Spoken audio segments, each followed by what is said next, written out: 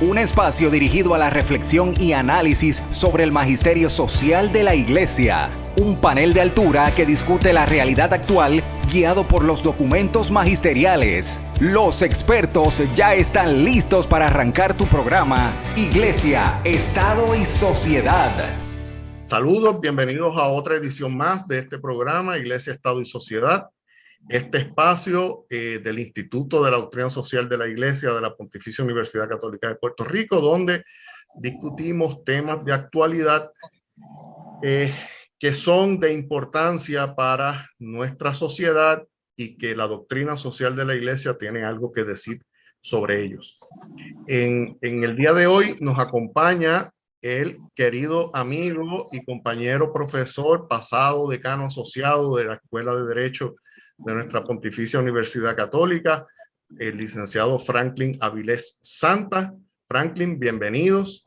Muchas gracias, Israel. Muy amable por la invitación y un saludo a todos los que nos escuchan y nos ven. Y invité a Franklin hoy al programa porque Franklin es un estudioso y un conocedor del derecho internacional, particularmente el derecho internacional público.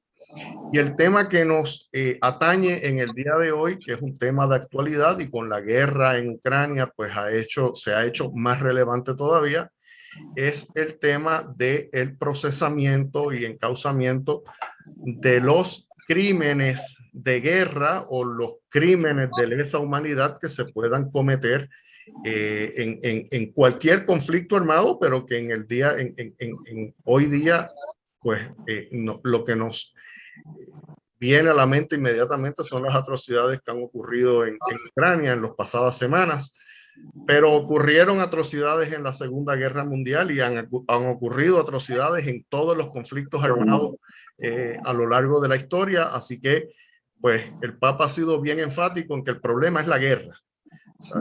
Ese es el gran problema que trae todos los demás, pues. Un poco para que entendamos cómo es que funciona este asunto. He querido traer a el licenciado Avilés Santa para que nos acompañe. Él da precisamente en la Escuela de Derecho el curso de Derecho Internacional Público. Y Franklin, cuando hablamos de Derecho Internacional Público, ¿a qué nos referimos para que nuestro público pueda entender de qué es que estamos hablando? Bueno, el concepto de derecho internacional público viene, como bien mencionas, toda una trayectoria histórica en la formación de los países, que poco a poco al crearse estas naciones comienzan a desarrollar todos unos conceptos de orden en las relaciones entre ambos, cuando son dos, cuando son tres, cuando son 20, ya a nivel multilateral. Y es toda una ramificación de normas que van a aplicar en las relaciones entre ellos. Ese concepto de lo que es de derecho internacional público, que nos referimos a los asuntos de Estado, se ha ido diversificando y ha acaparado una inmensidad de materias que cada vez se estudian más, como puede ser el caso del derecho internacional ambiental, que son ya todas unas normas dirigidas a los temas medioambientales, o como bien menciona Israel, el tema de los crímenes de guerra y los conflictos armados, que es el derecho internacional penal y el derecho internacional humanitario, que ya es un concierto de normas relacionadas a estos asuntos, que principalmente es el ir detrás del conflicto armado, el ir detrás del crimen internacional, la ilegalidad que se comete y tratar de encauzar de manera organizada a los responsables de tan nefastos actos. Franklin, se ha hablado y se menciona mucho y a veces manoseamos demasiado los conceptos. Se ha hablado mucho de crímenes de guerra y de crímenes de lesa humanidad en estas últimas semanas con relación a Ucrania, pero quizás sería bueno que nos expliques qué es lo que se requiere para que se considere un crimen de guerra. Bueno, lo primero, y la misma palabra surge, ¿no? La respuesta. El crimen de guerra es el ilícito que se comete, ya de establecido ese orden internacional de reconocer que cuando hay un acto que se comete que es contrario al establecido, pues entonces tiene que procesar, se declara como crimen y se tiene que entonces las partes, y en este caso las naciones, a base de lo acordado, procesan a los responsables. Ese es el crimen de guerra en conflicto armado. El crimen de lesa humanidad es un poco más amplio. El de guerra va dirigido al conflicto. El crimen de lesa humanidad no necesariamente tiene que haber un conflicto o una guerra existente, sino que puede ser dentro del mismo orden de un país o de una nación cuando el Estado, el poder, se impone utilizando métodos inadecuados o métodos ilícitos en contra de la población por distintas razones. Puede ser de creencias políticas, puede ser de asuntos de minoría, persecución en contra o ser un grupo opositor o minoritario en contra del gobierno. Todo eso se resume como parte de la acción que puede tener el Estado en contra de esos grupos, y es lo que se pretende combatir. El que no haya esta reacción del Estado en contra de estos grupos y cometan actos que vayan a acabar con esa libertad que tiene el ser humano y que se le ha reconocido a nivel nacional y a nivel internacional. Sí, un poco me viene a la mente inmediatamente los crímenes cometidos por las dictaduras en Latinoamérica históricamente, ¿verdad? A principios, durante el pasado, el siglo pasado. Así es. Pinochet en Chile, la Junta en Argentina en su momento.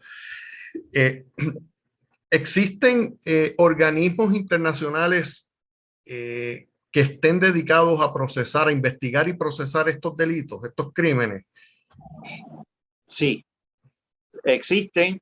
Llegó un momento en que no existieron, pero debido a ese interés por parte de las naciones en tratar de controlar y procesar a estos responsables de los actos ilícitos, se estableció esto luego del periodo de la Segunda Guerra Mundial y el periodo de la Guerra Fría, que culminó en los años 90. A partir de esa década del 90, la última del siglo XX, comienza nuevamente a florecer todo un interés en que hubiese alguna institución que no dependiera necesariamente de la Organización de Naciones Unidas para tratar de encargarse de estos actos ilícitos y que no se volvieran a repetir. A nivel de la Organización de las Naciones Unidas, era todo un efecto reactivo. ¿Qué significa? Que ocurría el acto y hasta que no ocurría el acto no se movía toda la cadena de intervención por parte de las Naciones Unidas para establecer todo un panel judicial y crear finalmente un tribunal, y que estuvieran todos los estados de acuerdo para crear ese tribunal, que no era un tribunal permanente, por decirlo así, porque era para atender exclusivamente ese conflicto, y se acabó. Y eso terminó con la aprobación del Tratado de Roma de 1998, en el que los países se pusieron de acuerdo en establecer el Tribunal Penal Internacional. Ese tribunal, a partir del año 2002, y es importante, cumple 20 años precisamente este año, en julio, cumple esos 20 años.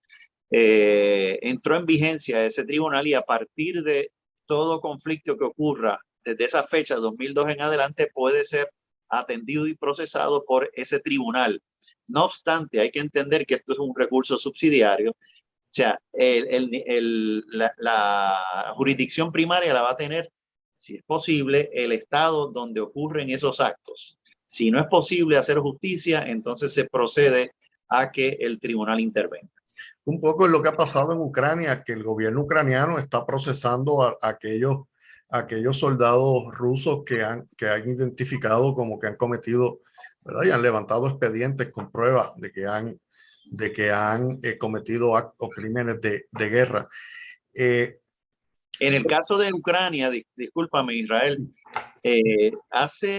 hoy, el 27 de mayo, creo que hubo una conferencia de prensa del fiscal del Tribunal Penal Internacional. Hubo una conferencia de prensa, hubo una conferencia de prensa de él convocando a el ministro de Justicia de Polonia, al ministro de Justicia de Lituania, al ministro de Justicia de Ucrania y a él mismo, que es el fiscal general del Tribunal Penal Internacional, para iniciar, con toda la información que tengan, iniciar todo este proceso ya de manera formal, todo este proceso investigativo en torno a las atrocidades que posiblemente se cometieron y que seguramente se cometieron en este conflicto en Ucrania. Ahora es la cooperación de los estados con toda la información que puedan obtener a base de la intervención militar, principalmente de las fuerzas ucranianas, y cualquier tipo de apoyo que puedan recibir de organizaciones de derechos humanos y de derecho internacional, para proveer toda esa información al Tribunal Penal Internacional a través de la Fiscalía, y que a base de esa investigación levanten un informe, y ese informe entonces ya la Fiscalía puede solicitar a los jueces del tribunal la intervención para procesar a los responsables. Y va a ir dirigido principalmente a los militares que hayan cometido excesos en el conflicto armado, ya sean ucranianos o sean rusos. Obviamente aquí ha habido una agresión por parte de Rusia, eso también es parte de la jurisdicción del tribunal, además del genocidio, los crímenes de lesa humanidad, y también el acto de la agresión, que es la intervención por parte de Rusia a Ucrania, forma parte de esos elementos que el tribunal va a evaluar y que puede entonces asumir jurisdicción en este caso. Te pregunto, Franklin, el hecho de que intervenga el Tribunal Internacional Penal Internacional, ¿verdad?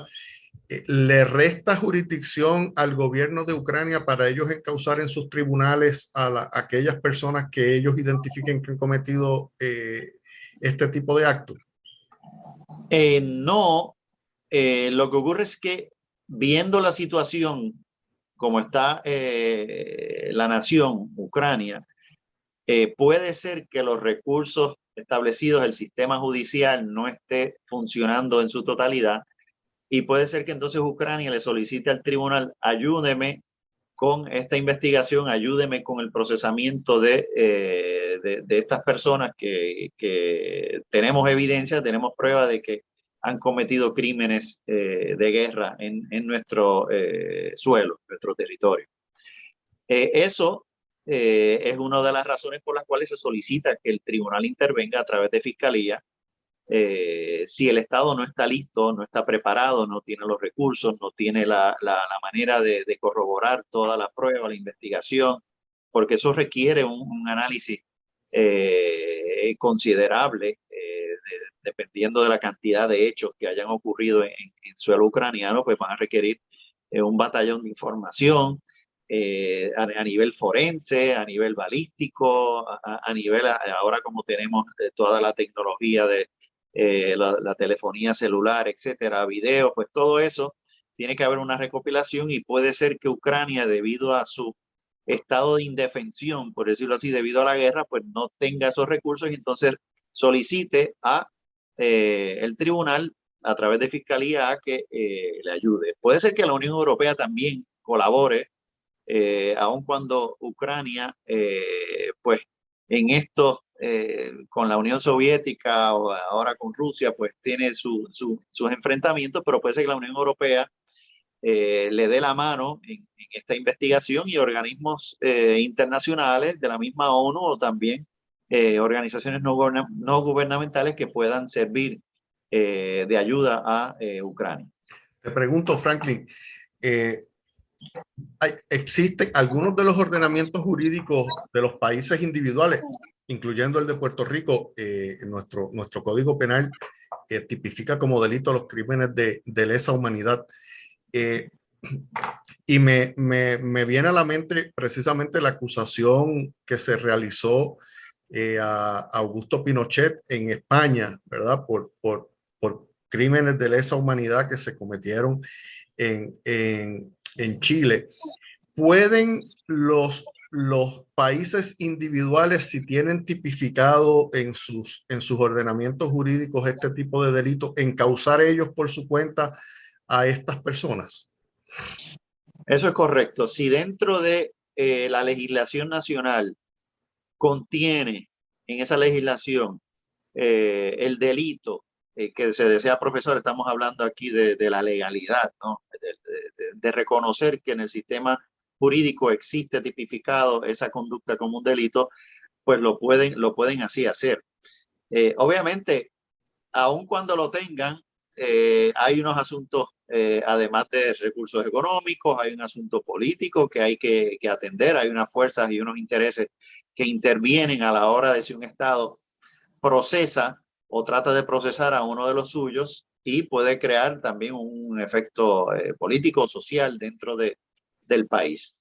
En el caso de Pinochet, por dar un poco un trasfondo, él salió de territorio chileno, claro, él había sido dictador, se había cambiado la constitución chilena en el año 88, hubo un referéndum que el pueblo determinó que no quería que él continuara como el líder y se abrió un proceso democrático, fue toda una corriente a nivel mundial de libertades civiles y de el orden democrático en muchos de los países y las naciones.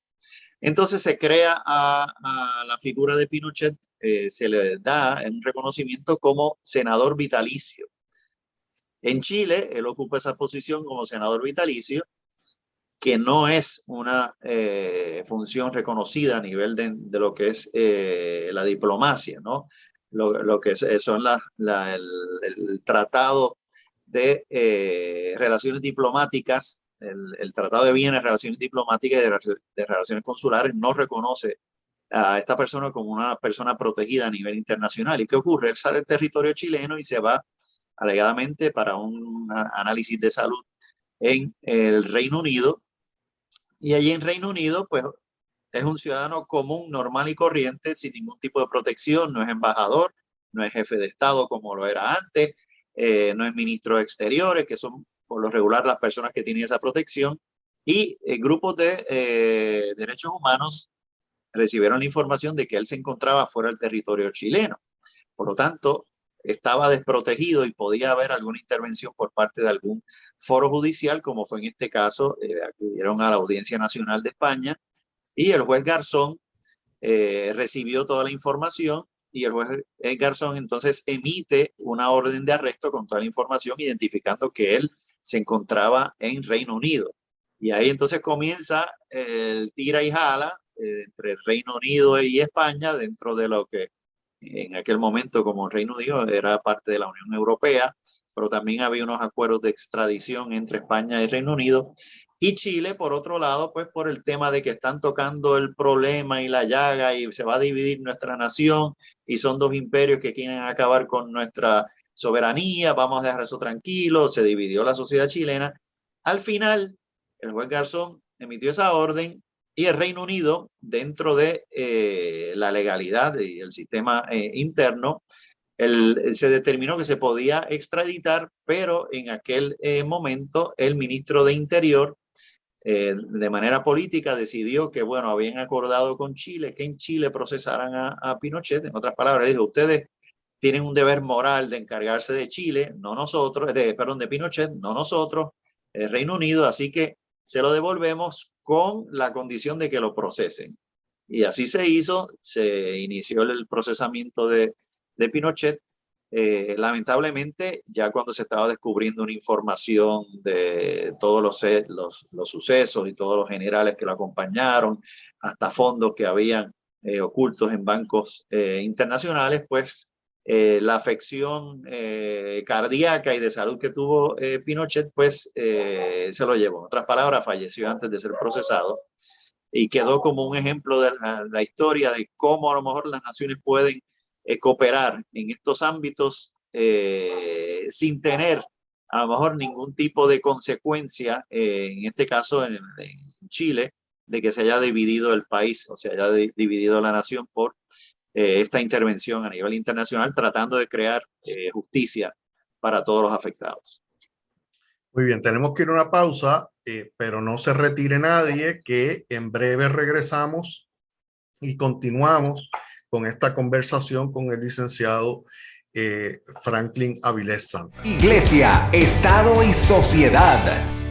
Bienvenidos nuevamente a esta segunda parte de este programa Iglesia, Estado y Sociedad. En el día de hoy estamos conversando con el licenciado Franklin Avilés Santa un poco sobre distintos temas relacionados al derecho internacional, los crímenes de guerra y su procesamiento.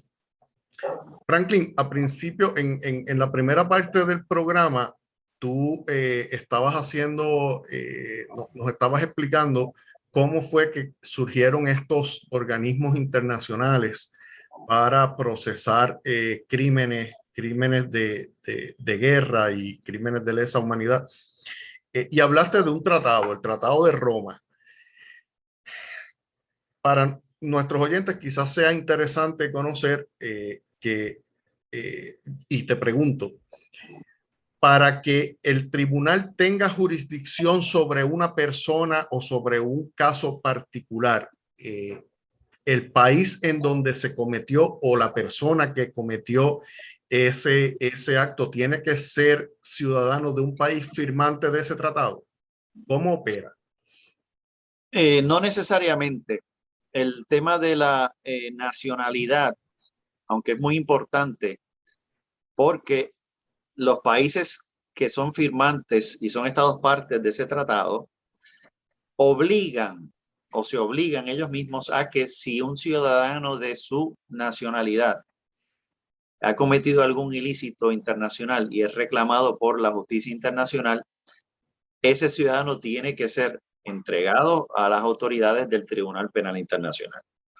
No solamente en su jurisdicción, sino también en otra jurisdicción en la que se encuentre, en otro país, que esa persona de esa nacionalidad allí se encuentre, pues ese país de la que es nacional tiene que hacer todas las gestiones, y ese es parte de los compromisos, de que no solamente en su territorio, sino en otro territorio, en otro país, en otra nación donde se encuentre esa persona, ese país de esa nacionalidad reclame, mira, esta persona es ciudadano, esta persona ha sido reclamado por el Tribunal Penal Internacional, nosotros tenemos jurisdicción porque es nacional de nuestro país, así que por lo tanto tenemos toda la autoridad para procesarlo. Hay que emitir una orden de arresto, se arresta a la persona y se entrega a la justicia internacional en el Tribunal Penal Internacional. ¿Dónde ubica ese tribunal, Franklin? Ese tribunal, al igual que todos los tribunales que tienen que ver con el derecho internacional, ubican, bueno, en la mayoría de los tribunales que tienen, y principalmente los permanentes, ubican en la ciudad de La Haya, esto es en Holanda. Allí ubica el Tribunal Penal Internacional, pero además es y siempre ha sido la sede del tribunal, lo que se conoció como el Tribunal Permanente de Justicia Internacional, que ahora se llama el Tribunal Internacional de Justicia, desde el Tratado de Versalles de 1919, que creó la Sociedad de Naciones después de la Primera Guerra Mundial, y que posteriormente con la Segunda Guerra Mundial ese tribunal se transforma, el Tribunal Permanente Internacional de Justicia, y ahora se llama el Tribunal Internacional de Justicia y es un organismo de la ONU.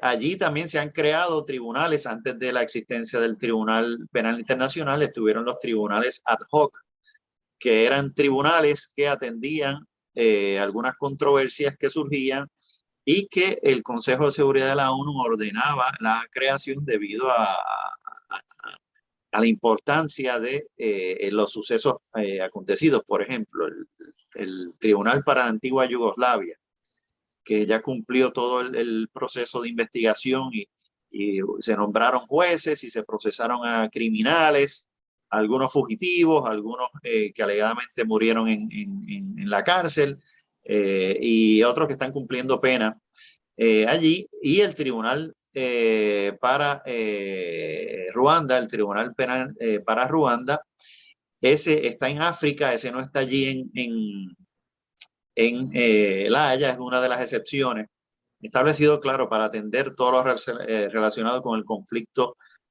africano del año 1994. Pero desde el 98 hasta ahora se estableció ese tribunal, el Tribunal Penal Internacional, y a partir de esa fecha, y dependiendo de los intereses de los países que quieren pues que la justicia internacional brille, pues se mueve la rueda de la justicia internacional y se utiliza ese foro para atender todos los conflictos internacionales, en este caso aplicando la justicia que corresponde. Franklin, ¿cuántos países actualmente son firmantes de ese Tratado de Roma?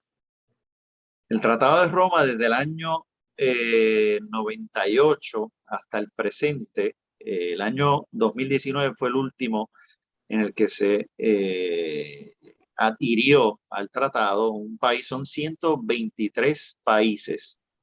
En esta ocasión creo que fue El Salvador o Kiribati, uno de esos en el Pacífico, o El Salvador en Centroamérica, fueron los últimos miembros de ese tribunal. Las grandes potencias, Estados Unidos fue país que se comprometió, y el presidente Bill Clinton fue el que firmó ese tratado. Eso fue en las postrimerías de su presidencia.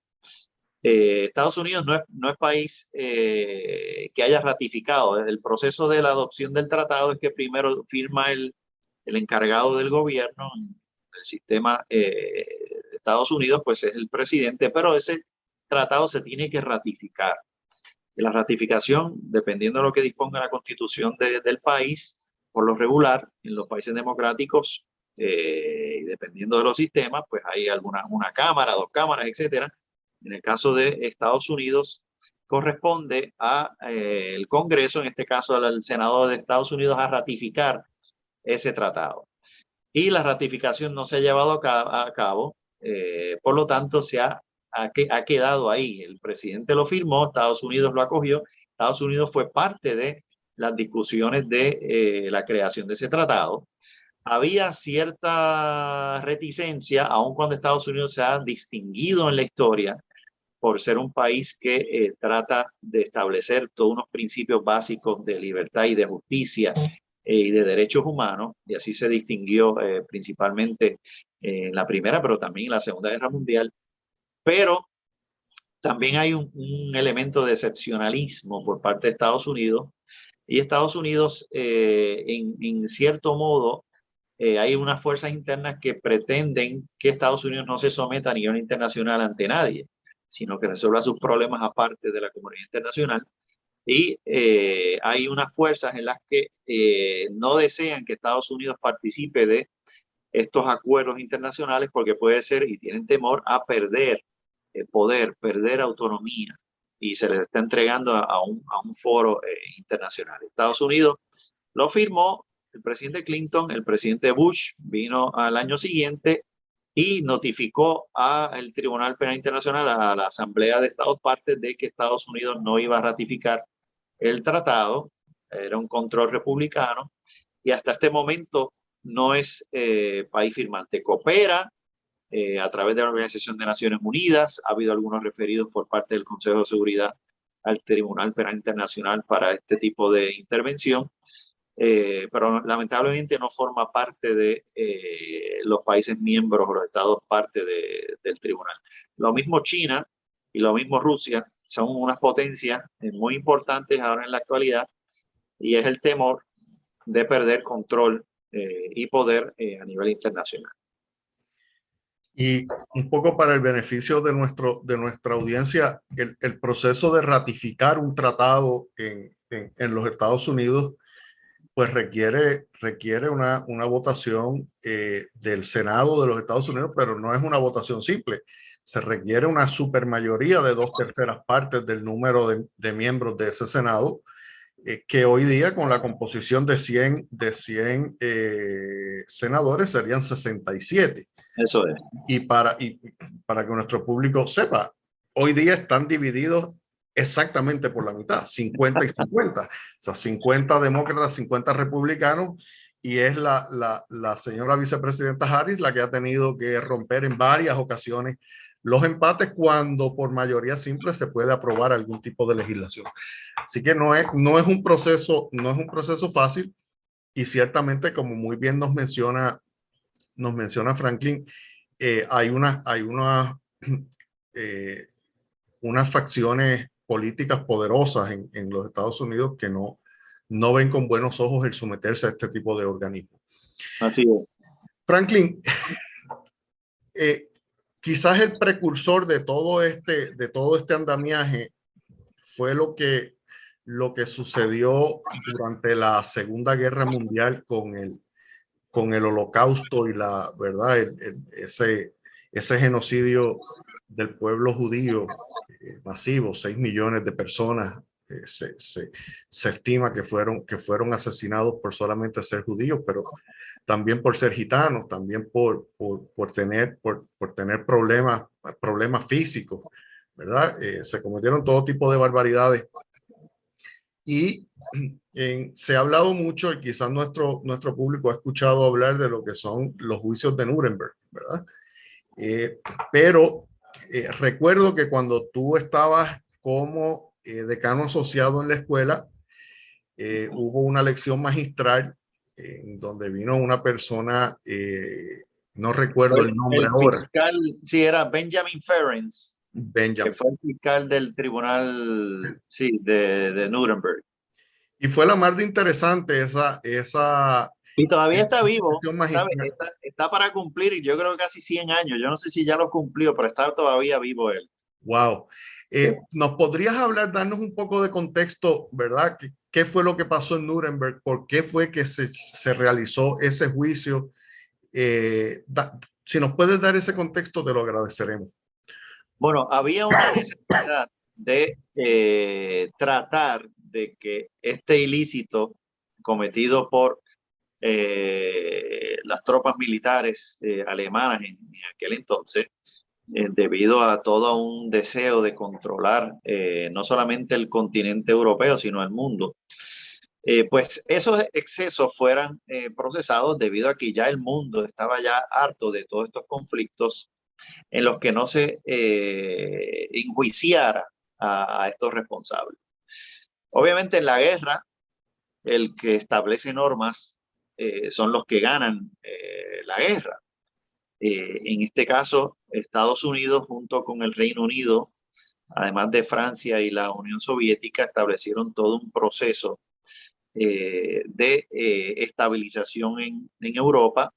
Por eso la posterior Guerra Fría, a partir de fines de la década de los 40. Pero decidieron también tratar de procesar a estos responsables. Ante el grito mundial de lo que aconteció, las imágenes que el mundo, y no solamente el mundo, los mismos alemanes que no creían que eso estaba ocurriendo en su territorio, y porque bueno, estaban a lo mejor borrachos de toda una información, una propaganda oficial. No obstante, estos hechos permanecían ocultos o callados o disfrazados a la comunidad o a la población alemana.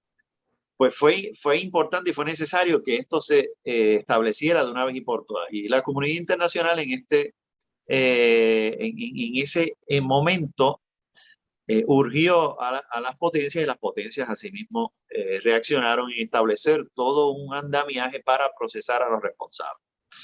De ahí surgieron lo que se llaman los tribunales de Nuremberg, que es la ciudad allí en Alemania donde se estableció un tribunal militar, era controlado por los militares, y se seleccionaron unos fiscales. El que fue presidente del Tribunal Supremo, el juez Jackson, creo fue el líder de todo el cuerpo de fiscales en ese inicio, y se estableció todo un paradigma a nivel internacional de atender estos asuntos. También sabemos que hay una comunidad afectada por estos actos. Fue un genocidio. Esa palabra genocidio ya se había establecido anteriormente por unos hechos que habían acontecido principalmente durante la Primera Guerra Mundial, en el conflicto de los turcos y los armenios. Y esta palabra genocidio la volvimos a escuchar durante ese evento, ese conflicto, esa Segunda Guerra Mundial, por el tema de la eliminación a base de un concepto étnico, racial, religioso, y en el caso de los judíos, pues fue básicamente eso. O sea, era identificar a una población por su origen nacional, por su etnia, por su raza y por su religión. Esos son los 4 elementos importantes para definir lo que es el genocidio. En este caso, pues, cumplió por el tema de ser judío.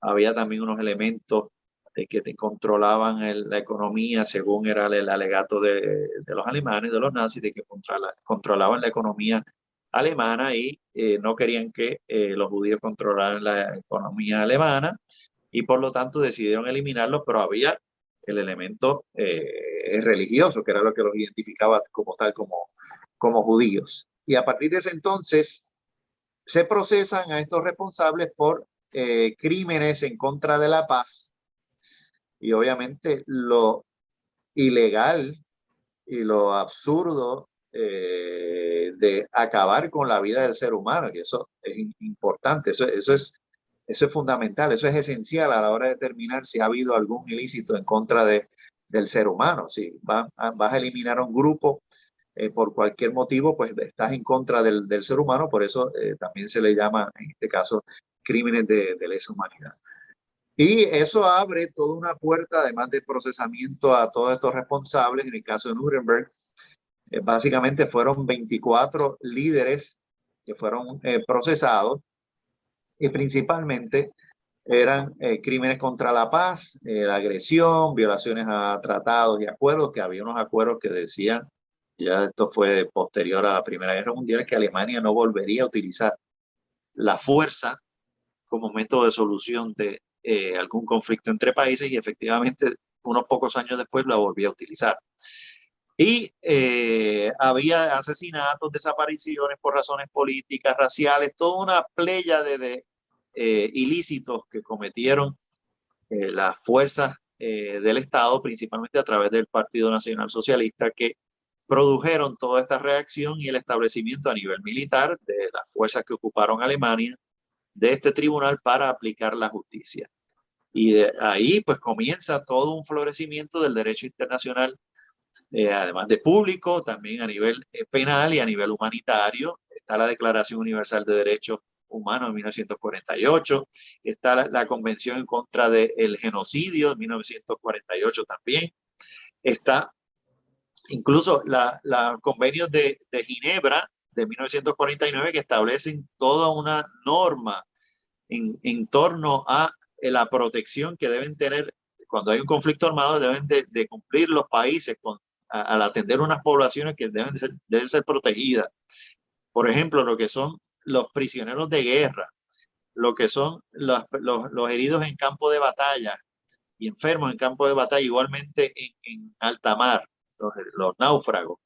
Eso tienen una protección, y principalmente la población civil inocente, que es la que sufre del conflicto, y que también, tan pronto existe el conflicto, se crea de manera automática esta protección a base de los convenios de Ginebra aprobados por todos los países, y que consiste y se ha convertido en un derecho que es mandatorio, aun cuando el país no es miembro, es mandatorio a nivel internacional. Muy bien. Franklin, te agradecemos profundamente el que hayas sacado este rato para estar con nosotros ¿verdad? Y orientar a nuestro público sobre este tema. Ojalá y pudiésemos algún día vivir la verdadera fraternidad para que todo este esquema de enjuiciamiento criminal en casos de conflictos armados no sea necesario tener. Y quizás quiero cerrar el programa hoy, porque ya nos traicionó el tiempo, haciéndole un llamado a nuestro público a que nos propongamos vivir la verdadera fraternidad. La guerra es